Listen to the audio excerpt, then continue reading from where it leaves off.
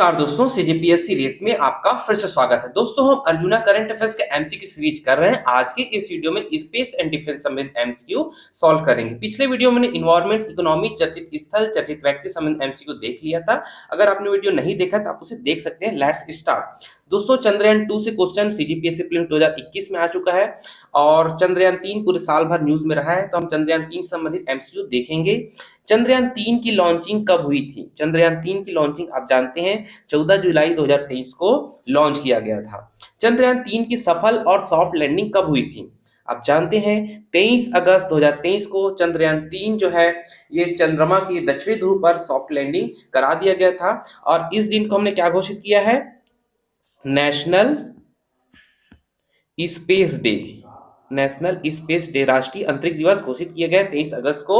और दक्षिणी ध्रुव पर जिस स्थान पर विक्रम लैंडर उतारा गया था उस स्थान को क्या नाम दिया गया है? शिव शक्ति नाम दिया गया है। ठीक है, इसको याद रखिएगा। शिव शक्ति जो है जिस स्थान पर विक्रम लैंडर उतरा है उसको नाम दिया गया है। और ये जो है दक्षिणी ध्रुव पर 70 डिग्री अक्षांश पर उतारा गया था।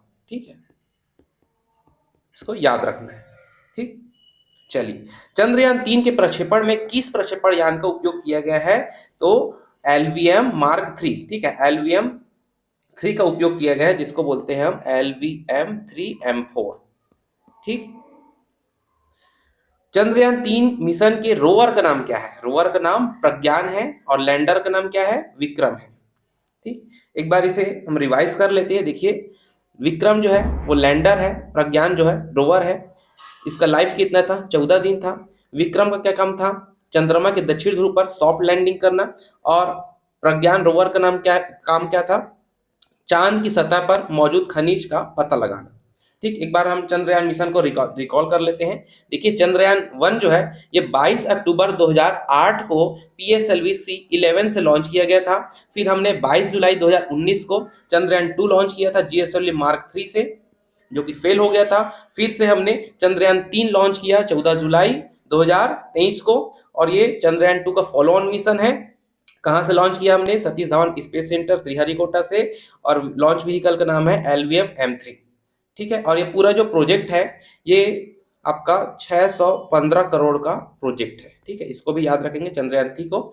और इसमें पेलोड्स क्या लगे हैं देखेंगे। इंस्ट्रूमेंट जो है Chandra surface thermophysical experiment chesty लगा हुआ है। इसके अलावा सेस्मिक एक्टिविटी को मेजर करने के लिए भी इंस्ट्रूमेंट लगाए गए हैं। ठीक है, चंद्रयान 3 के मिशन डायरेक्टर कौन है? मोहन कुमार। ठीक है, मोहन कुमार चंद्रयान 3 के मिशन डायरेक्टर थे।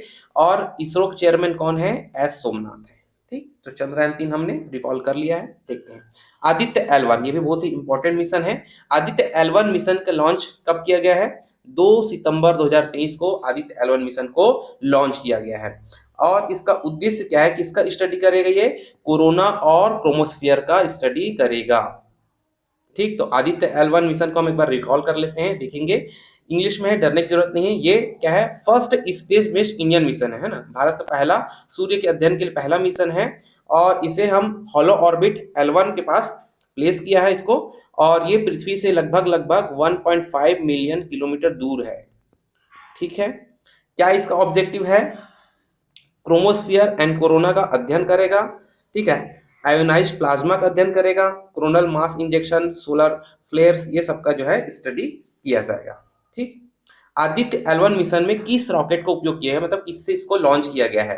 PSLV C57 से आदित्य L1 को लॉन्च किया गया है। समुद्री राष्ट्रीय महासागर प्रौद्योगिकी संस्थान national institute of ocean technology कहाँ स्थित है? ये चेन्नई में स्थित है। ठीक है, ये क्यों न्यूज में है? देखिए, मत्स्य 6000 लॉन्च किया गया है। यह राष्ट्रीय महासागर प्रौद्योगिकी संस्थान national institute of ocean technology NIOT Chennai द्वारा विकसित एक मानव युक्त पनडुब्बी वाहन है। और इसे हम समुद्र में मनुष्य को खनिज संसाधन खोज के लिए सुविधा प्रदान करने के लिए समुद्रयान मिशन के तहत इसको विकसित किया है। और सबसे खास ये है कि गहरे समुद्री खोज के लिए भारत का ये पहला मानव युक्त मिशन है, इसलिए इंपॉर्टेंट है। ठीक, तो इसको याद रखेंगे, मत्स्य 6000 को। और किसके द्वारा विकसित है? NIOT, जो कि चेन्नई में स्थित है, एक मानव युक्त पनडुब्बी वाहन है। और हम इसको क्या करेंगे? खनिजों की खोज अनुसंधान के लिए इसको विकसित किए हैं। ठीक, चलिए, किसके द्वारा 3D printed cryogenic engine Dhawan 2 विकसित किया गया है?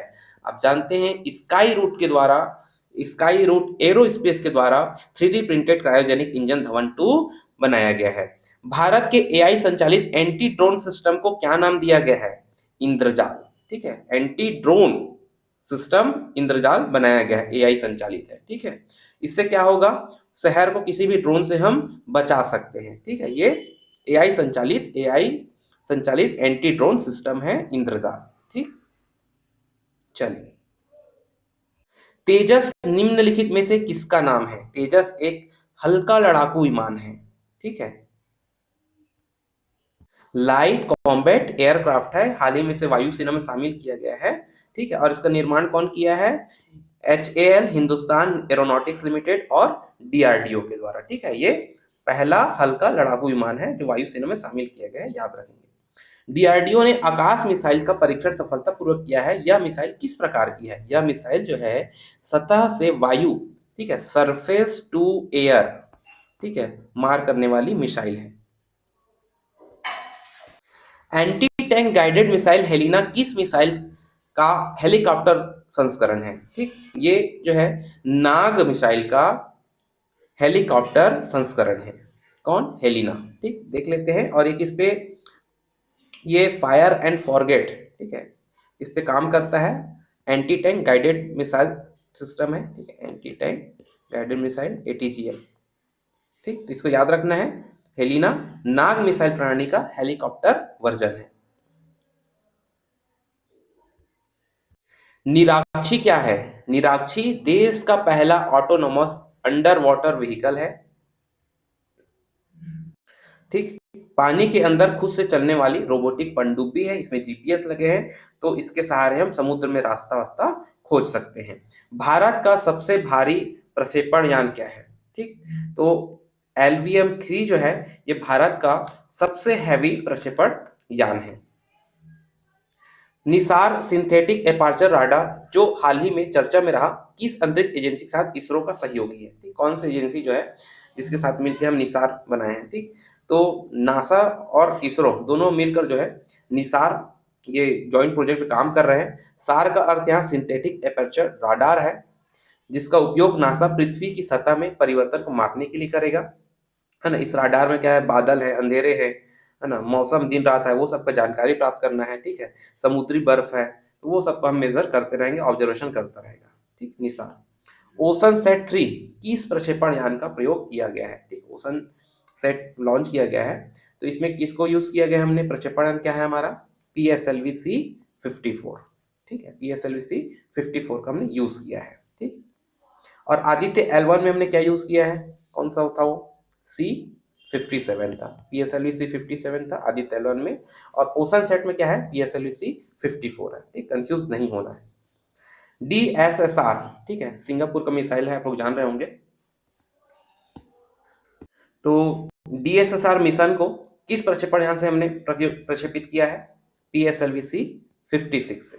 ठीक है, PSLV-C56 से हमने DSSR मिशन जो है, ये सिंगापुर का 7 उपग्रह था इसमें, तो इसे हमने लॉन्च किया है। ठीक है, PSLV-C56।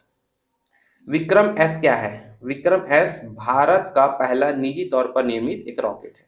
ठीक, विक्रम एस भारत का पहला निजी तौर पर निर्मित रॉकेट है।